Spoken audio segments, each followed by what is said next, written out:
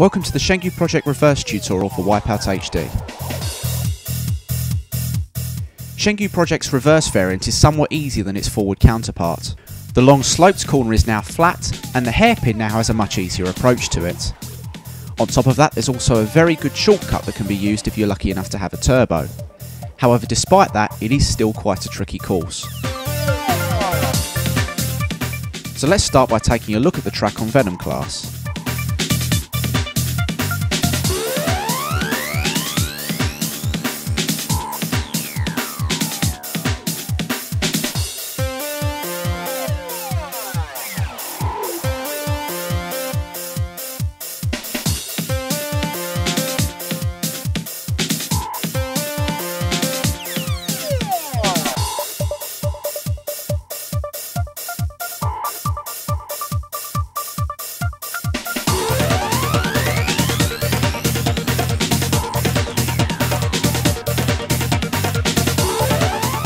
And now let's go through the whole lap step by step.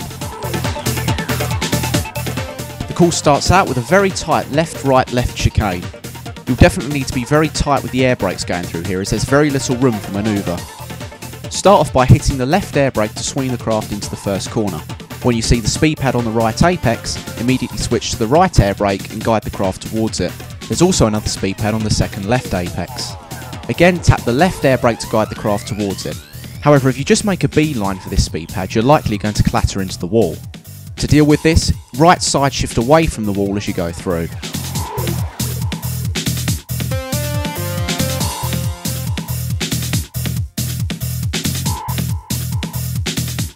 This sloped right ahead is immediately followed by a long sloped left. Quickly tap the right air brake to guide the craft in and allow the slope to carry you through the corner. Try and exit either just to the left or just to the right of centre in order to hit a speed pad.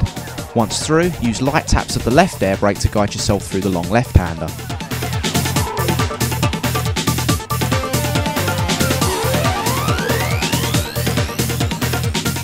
Now if you're lucky enough to have a turbo as you come up to this maglock section, you can cut the following corner off entirely. If you look over to the right hand side, you can see there's a number of pillars on the side of the track. Once you reach the fourth pillar, veer over to the right, pull the nose up and hit your turbo. And if you are able to control the craft well enough while you're in the air, you can actually do a barrel roll as well. However, it is quite a risky manoeuvre. You need to be very precise with not only the direction of the craft, but also how you get it to land as well. If you veer too far over to the right, you'll clatter into a building on the side of the track. Too far over to the left and you'll miss the track entirely. You also need to make sure you soften the landing as well. If the craft bounces, it could end up going over the back wall. For a soft landing, you need to land in the slope of the left-hander you see in front of you. As you're about to land, slam on the left air brake and turn hard into the corner. If all goes well, the craft should simply slide into the corner. Move over to the left to hit the two speed pads here. However, stay as close to the centre as you can as the next section is open.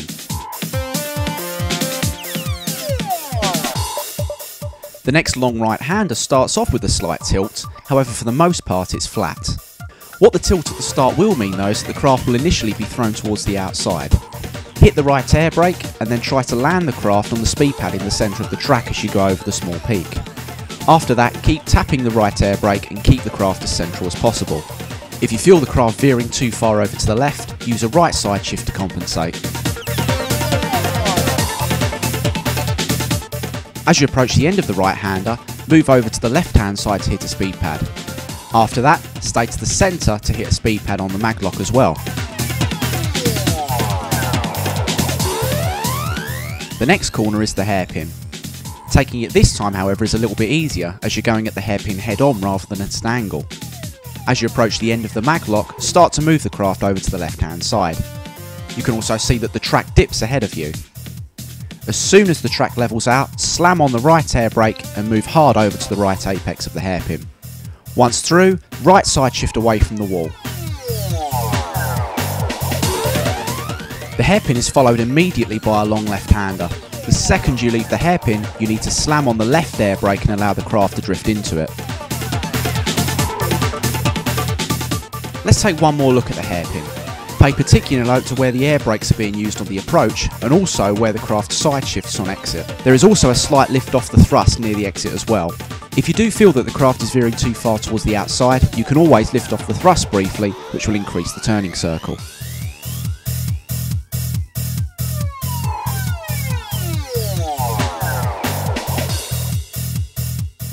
Some light tapping of the left air brakes is all that's going to be needed to get through this final corner. However, if you quickly move over to the left hand side, you'll be able to gain enough height to barrel roll down the final straight. You can pull the nose up if you want, but it shouldn't really be necessary. On landing, use the left air brake to guide the craft out of the turn and into the final straight. And now finally, let's see the whole lap done at full Phantom class speed.